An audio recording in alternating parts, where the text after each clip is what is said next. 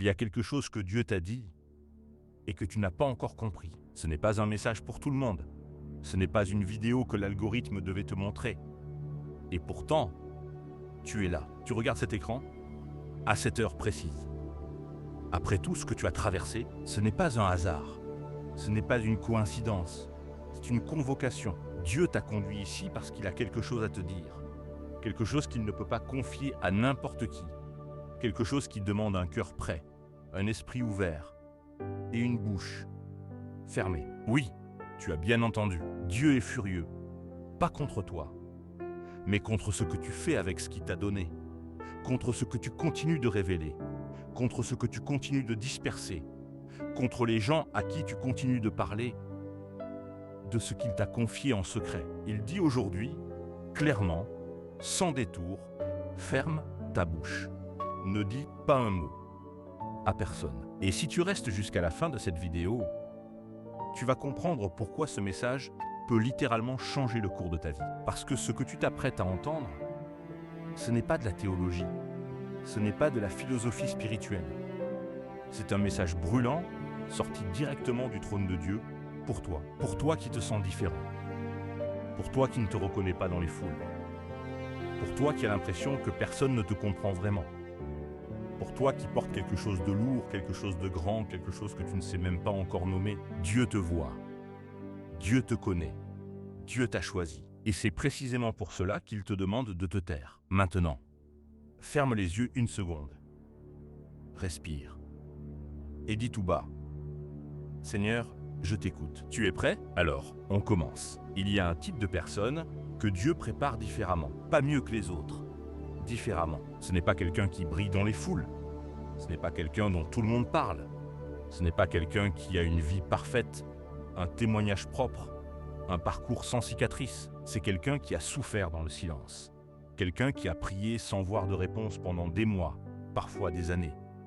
Quelqu'un qui a porté des promesses que personne autour d'eux ne pouvait comprendre. Quelqu'un qui, souvent, s'est demandé « Est-ce que je suis fou? Est-ce que j'invente tout ça ?» Si c'est toi, ce message te concerne directement. La Bible parle de ces gens-là. Elle les appelle les élus, les appelés selon son dessein. Ceux qui ont été séparés avant même d'avoir été formés dans le ventre de leur mère. Jérémie l'a vécu. Avant que je te forme dans le ventre de ta mère, je te connaissais. Avant que tu sortes de son sein, je t'avais consacré. Est-ce que tu réalises le poids de ces mots? Dieu ne t'a pas remarqué un jour par hasard. Il ne t'a pas choisi parce que tu avais de bonnes notes, un bon comportement, une bonne famille. Il t'a choisi avant ta naissance, avant tes erreurs, avant tes doutes, avant tout. Et cela signifie une chose très précise. Ce que tu portes en toi n'est pas le fruit de tes efforts. C'est un dépôt divin, une mission scellée, un appel que tu n'as pas demandé, mais que tu ne peux pas ignorer. Et c'est là que ça devient dangereux. Parce que beaucoup d'élus ne protègent pas ce dépôt. Ils parlent, ils partagent, ils racontent leurs rêves, leurs visions, leurs promesses à des gens qui n'ont pas les oreilles pour entendre. Et quelque chose se brise, pas dans le ciel. En eux, l'élan se perd, la foi s'évapore, la vision se ternit, et ils ne comprennent pas pourquoi. Voilà une vérité que personne ne t'a dite clairement. Les paroles ont un poids spirituel, pas au sens métaphorique, au sens littéral, réel, mesurable dans les cieux. Quand tu parles, tu ne fais pas que communiquer des informations. Tu libères quelque chose, tu déverses quelque chose, tu exposes quelque chose. Et tout ce qui est exposé devient vulnérable. Dans le monde physique, tu comprends ça instinctivement. Si tu as une blessure ouverte, tu la protèges.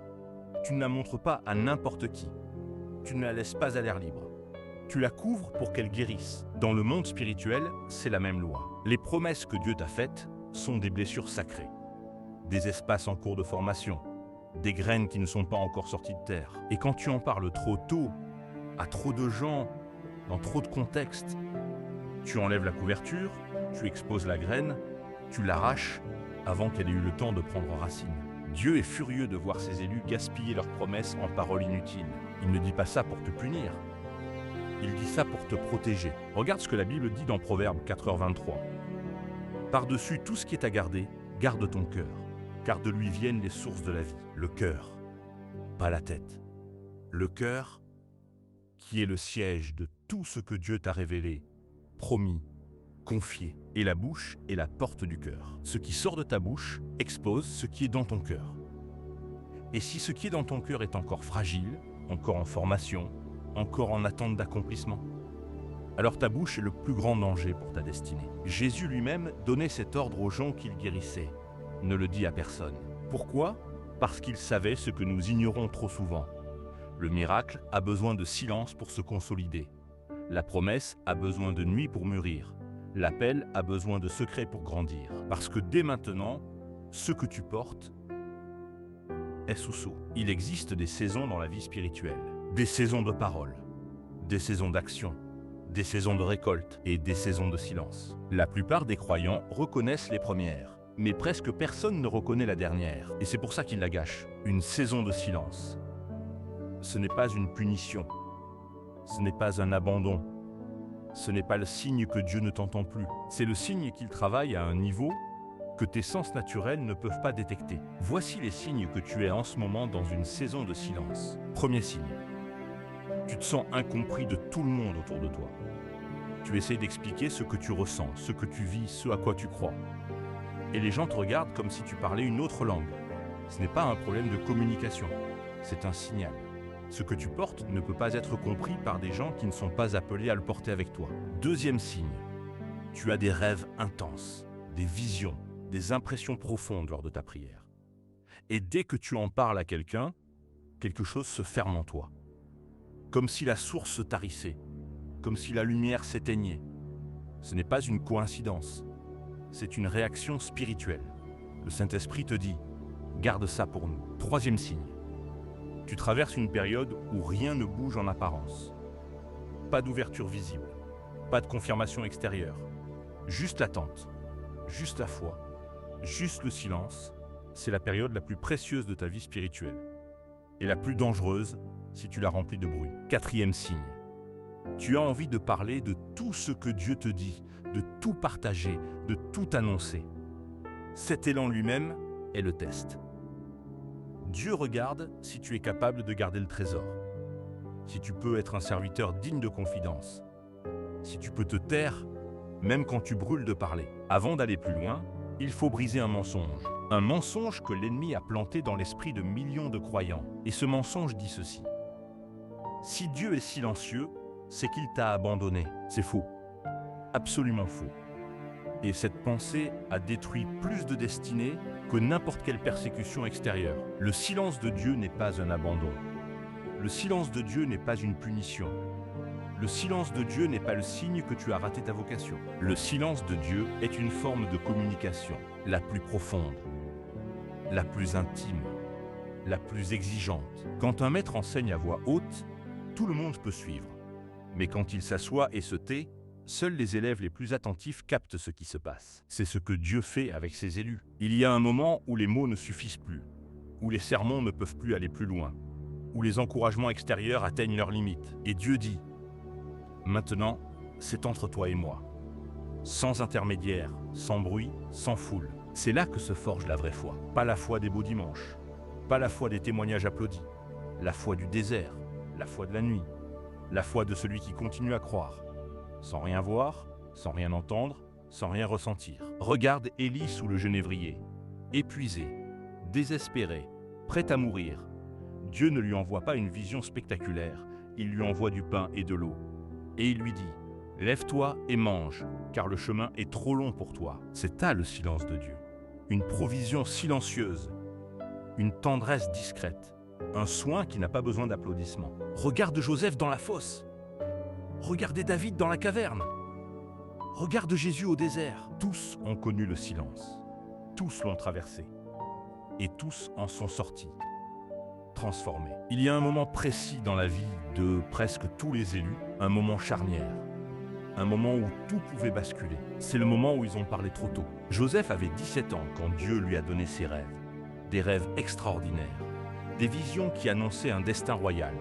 Une élévation au-dessus de sa famille, de ses frères, de toute sa génération. Et qu'est-ce que Joseph a fait? Il en a parlé à ses frères, à son père, à tout le monde. Et qu'est-ce qui s'est passé? La jalousie s'est enflammée.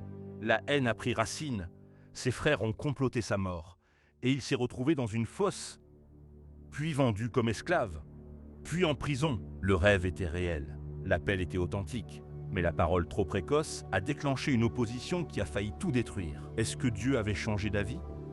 Non. Est-ce que le rêve était annulé? Non. Mais le chemin pour y arriver est devenu infiniment plus douloureux, parce que Joseph n'a pas su se taire. Ce que tu as reçu de Dieu est précieux. Trop précieux pour être exposé à des regards qui ne sont pas prêts à recevoir. Il y a des gens dans ta vie qui ne peuvent pas supporter ta destinée.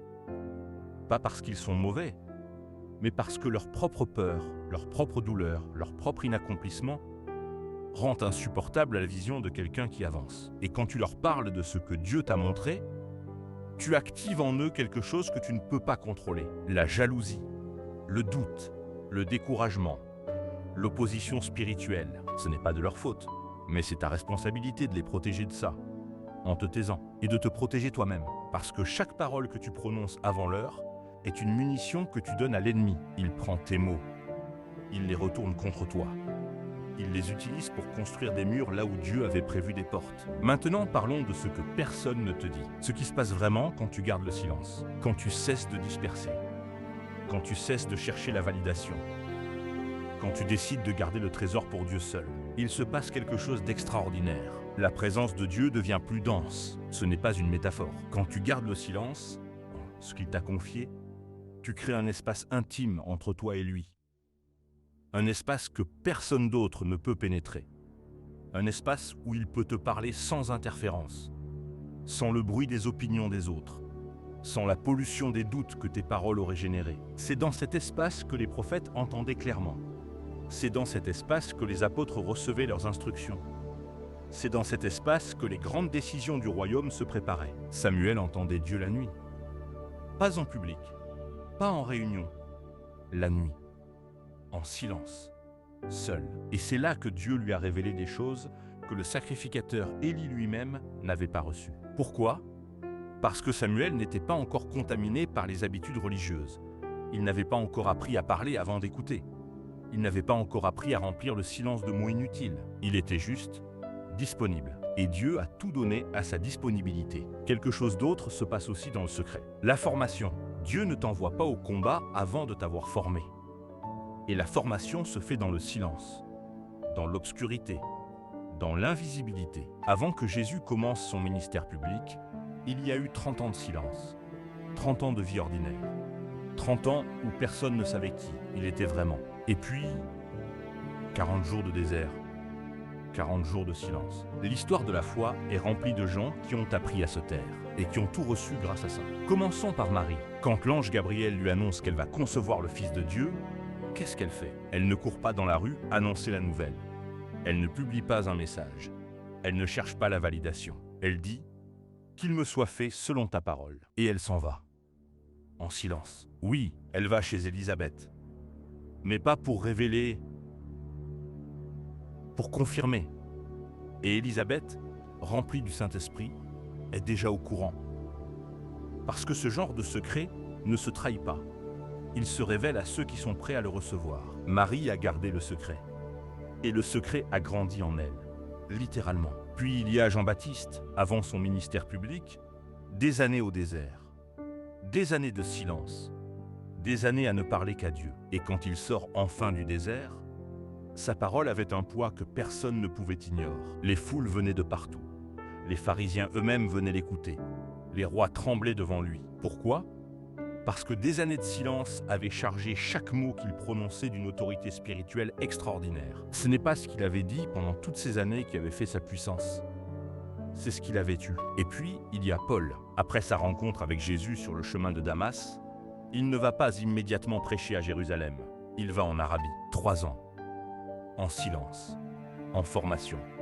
Seul avec Dieu. Et quand il revient, il écrit les 2 tiers du Nouveau Testament. Il plante des églises dans tout l'Empire romain. Il change le cours de l'histoire. 3 ans de silence. Une éternité de fruits. Ce modèle est le tien aussi. Si tu acceptes de le suivre, voici maintenant ce que tu peux faire concrètement. Ce n'est pas une liste de règles. C'est un chemin. Un chemin que tu prends une décision à la fois. Première décision. Identifie ce que tu as dispersé. Prends un moment seul. en présence de Dieu. Demande-lui, qu'est-ce que j'ai révélé trop tôt? À qui? Dans quel contexte? Ne te juge pas. Observe, puis confesse-le. Pas à l'homme, à Dieu. Seigneur, j'ai dispersé ce que tu m'avais confié. Pardonne-moi. Et scelle-le à nouveau. C'est tout. C'est suffisant. La grâce fait le reste. Deuxième décision. Crée un espace de silence quotidien. Pas une heure forcée. Pas une performance spirituelle. Juste un moment. Chaque jour. Où tu éteins tout. Le téléphone, la musique, la télévision. Et tu restes là. Avec Dieu. Sans agenda. Sans liste de demandes. Juste présent. Au début, c'est inconfortable. L'esprit s'agite, les pensées se bousculent, et c'est normal. Continue. Reste. Attends. Parce que Dieu parle dans le silence. Et si tu n'es jamais silencieux, tu ne l'entendras jamais vraiment. Troisième décision. Établis une liste de confidents autorisés. Pas tout le monde mérite d'entendre ce que Dieu t'a dit. Demande-lui. Qui sont les personnes dans ma vie qui peuvent porter ce que tu m'as confié? Peut-être qu'il n'y en a qu'une. Peut-être qu'il n'y en a aucune pour l'instant. C'est acceptable. Certaines saisons sont des saisons de solitude spirituelle. Pas parce que tu es rejeté, mais parce que Dieu veut être lui-même ton unique confident. Quatrième décision. Change la fonction de ta parole. Avant de parler, pose-toi une question. Est-ce que je parle pour construire ou pour disperser? Est-ce que je parle pour obéir à l'esprit ou pour satisfaire mon besoin d'être compris? Cette question seule peut transformer ta vie spirituelle. Tu es arrivé jusqu'ici. Ce n'est pas par hasard. Quelque chose en toi a reconnu ce message. Quelque chose en toi a dit oui à chaque section. Quelque chose en toi est prêt. Maintenant, il est temps d'activer ce que tu as reçu. Pas avec tes efforts, pas avec ta volonté, mais avec la puissance de Dieu qui habite en toi. Je vais prier avec toi maintenant. Et je te demande de faire une chose. Pose ta main sur ton cœur. Ferme les yeux si tu le peux. Et répète après moi, à voix haute ou dans ton cœur. Seigneur Dieu, je me présente devant toi aujourd'hui avec tout ce que je suis, avec mes erreurs, avec mes dispersions, avec mes paroles trop rapides. Et je te demande pardon. Pardonne-moi d'avoir exposé ce que tu m'avais confié. Pardonne-moi d'avoir cherché la validation des hommes avant la tienne. Pardonne-moi de n'avoir pas protégé le trésor que tu avais placé en moi. Aujourd'hui, je choisis le silence. Pas la passivité, pas la peur, mais le silence sacré. Celui qui crée de l'espace pour toi. Celui qui protège ce que tu construis en moi. Celui qui me rapproche de toi chaque jour davantage. Scelle mes lèvres sur ce que tu n'as pas encore accompli. Scelle mon cœur contre la tentation de disperser. Et dans ce silence, parle. Parle clairement. Parle profondément. Parle avec autorité. Car je suis ton élu. Vu, connu, choisi. Et je t'appartiens. Amen. Pas pour moi. Pour toi. Pour marquer ce moment. Pour que le ciel en prenne acte. Et partage cette vidéo avec quelqu'un qui en a besoin. Pas n'importe qui. Quelqu'un que Dieu met sur ton cœur en ce moment. Tu sais qui c'est. Je t'aime. Et Dieu t'aime infiniment plus que tu ne peux l'imaginer. À la prochaine vidéo, reste dans le silence et continue d'avancer.